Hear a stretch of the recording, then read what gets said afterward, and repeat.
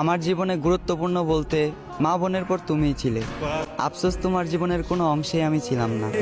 আমি ছিলাম তোমার জীবনের অতিথি মাত্র। একটা সময় ভালো থাকার কারণ হলেও আজ আমি অবহেলার পাত্র। তুমি তাড়িয়ে দিলে, দুঃখ জড়িয়ে ধরলো। তুমি নতুন খুঁজে নিলে, আর দুঃখ আমার জীবন সঙ্গী হয়ে গেল।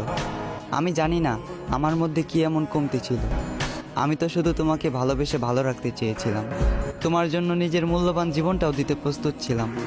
ত্যাগ করতে রাজি ছিলাম নিজের আপন পর সব।